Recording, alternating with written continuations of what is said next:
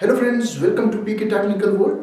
Friends, today in this video I will explain the differences between classical tragedies and Shakespearean tragedies.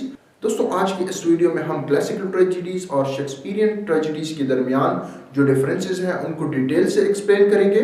तो चलो दोस्तों शुरू करते हैं आज की वीडियो। दोस्तों यहाँ एक साइड पर हमने क्लासिकल या एरिस्टोटल ट्रेजेडीज के कैरेक्टरिस्टिक्स मेंशन किए हैं और दूसरी तरफ शेक्सपियरियन ट्रेजेडी के।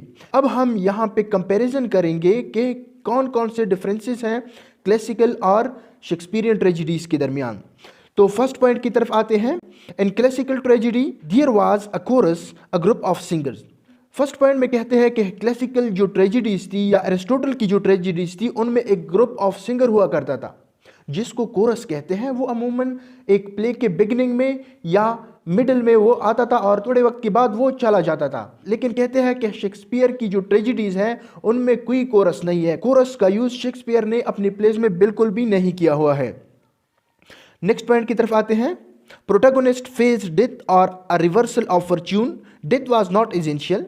सेकेंड पॉइंट में कहते हैं कि जो क्लासिकल ट्रेजेडीज थी उनमें हीरो का डेथ इंपॉर्टेंट नहीं था, बल्कि उसमें जो मेन चीज थी वो रिवर्सल ऑफ फॉर्च्यून थी। रिवर्सल ऑफ फॉर्च्यून को मैंने शेक्सपियरियन ट्रेजेडीज की जो लेक्चर रिकॉर्ड की हुई है उसमें डिटेल से एक्सप्लेन किया हुआ है। सिंपली रिवर्सल ऑफ फॉर्च्यून का मतलब ये है कि एक प्ले के बिगिनिंग में एक बंदा है जो कि किंग है या ड्यूक है या इस तरह से और कोई हाई स्टेटस वाला बंदा है, और जब प्ले एंड होती है तो लास्ट में वो फकीर बन जाता है, तो इसे रिवर्सल ऑफ फॉर्च्यून कहते हैं। और दूसरी जो चीज़ थी वो थी सफरिंग्स। जो क्लासिकल ट्रेजेडीज थी उनमें सफरिंग और रिवर्सल ऑफ फॉर्च्यून ज़रूरी था, लेकिन हीरो का डेथ इंपॉर्टेंट नहीं था। अब शेक्सपियर की तरफ आते हैं।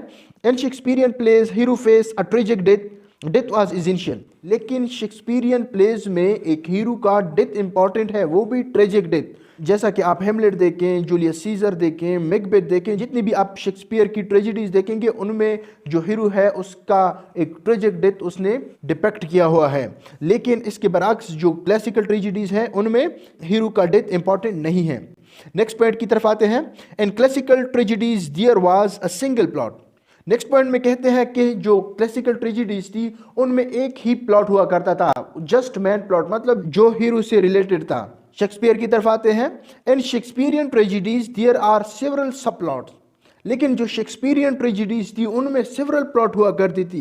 एक प्लॉट तो हीरो से रिलेटेड था ना, जो मेन प्लॉट था, लेकिन उसके अलावा भी छोटे छोटे कैरेक्टर्स थे, माइनर कैरेक्टर्स, जैसा कि क्लॉन हुआ करते थे, मतलब फनी कैरेक्टर्स, उनके साथ एक अलग सब प्लॉट हुआ करता था। और इसके अलावा कुछ इंटेलेक्चुअल लोग होते हैं, उनका अलग एक छोटी सी कहानी होती है, फीमेल्स का अलग होता है, ठीक है। तो इस तरह से उनमें डिफरेंट सब प्लॉट्स हुआ करती थी। लेकिन जो क्लासिकल ट्रेजेडीज थी उनमें पूरी की पूरी कहानी एक ही प्लॉट के इर्द गिर्द घूमती थी। नेक्स्ट पॉइंट की तरफ आते हैं। Destiny control characters.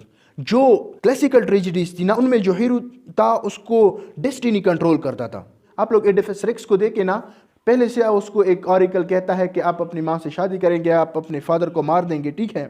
तो उसमें जो हीरो था ना उसको जो डेस्टिनी थी वो कंट्रोल करता था। लेकिन शेक्सपियरियन ट्रेजेडीज में क्या है? Character control destiny. यहाँ पे जो करेक्टर है वो डेस्टिनी को कंट्रोल करने की कोशिश करता है, मतलब बादशाह बनना चाहता है, उसमें बहुत ज़्यादा लालच है या बहादुरी है जो कि उसकी डाउनफॉल का जिम्मेदार बन जाती है, ठीक है। आप लोग मैकबेथ को देखें, वो एक इलाके का जर्नल है। अब उसकी वाइफ को या उसको एक लालच पैदा हो जाती है कि हम जो बादशाह डंकन है उसको मार दें, उसकी जगह मैं बन जाऊं, तो उसके लिए वो कई लोगों को मार देता है। इसके अलावा आप लोग किंग लियर को देख लें। किंग लियर में क्या होता है कि वो जो किंग होता है वो अपनी बेटियों को बुला लेता है कि आप में से कौन मुझसे ज्यादा प्यार करता है, ठीक है। ये तो कोई डेस्टिनी से रिलेटेड बात नहीं है ना, आप अपने डाउनफॉल का खुद जिम्मेदार हैं। किंग लियर क्या करता है कि पूरा का पूरा किंगडम अपनी बेटियों में बांट देता है और खुद फकीर बन जाता है। वो बेटियां इसको अपने घर से भी निकाल देते हैं। तो इसलिए कहते हैं कि ये जो शेक्सपियरियन ट्रेजेडीज हैं इनमें कैरेक्टर जो है वो डेस्टिनी को कंट्रोल करने की कोशिश करता है। अब आते हैं नेक्स्ट पॉइंट की तरफ। Follow 3 unities. कहते हैं कि जो क्लासिकल या एरिस्टोटेलियन ट्रेजेडीज है ना उनमें 3 यूनिटीज का खास ख्याल रखा जाता था। Unity of time, unity of place, unity of action. लेकिन शेक्सपियर ने प्ले लिखते वक्त बिल्कुल भी 3 यूनिटीज़ का ख्याल नहीं रखा हुआ है। उसने जस्ट यूनिटी ऑफ एक्शन को फॉलो किया हुआ है, बाकी जो 2 यूनिटीज़ हैं उनको फॉलो नहीं किया हुआ है। नेक्स्ट है no space for comic scenes. कहते हैं कि जो क्लासिकल ट्रेजेडीज हैं उनमें कॉमिक सीन्स बिल्कुल भी नहीं है, लेकिन शेक्सपियर की जो ट्रेजेडीज हैं उनमें आप लोगों को कई कॉमिक सीन्स मिलेंगे, ठीक है, फनी कैरेक्टर्स आप लोगों को मिलेंगे, क्लॉन्स मिलेंगे। नेक्स्ट है female character were not allowed on stage. कहते हैं कि जो क्लासिकल ट्रेजेडीज हैं उनको जब परफॉर्म किया जाता था तो स्टेज पर फीमेल की जगह एक मेल, एक आदमी परफॉर्म करता था। वो औरतों का लिबास पहनता था और वो जो किरदार था वो खुद परफॉर्म करता था। फीमेल जो थी वो अलाउ नहीं थी स्टेज पर। और दूसरी तरफ शेक्सपियर की एज में भी जब शेक्सपियर की प्लेस परफॉर्म होते थे स्टेज पर तो उसकी जो हीरोइन थी उसका किरदार भी एक मेल परफॉर्म करता था।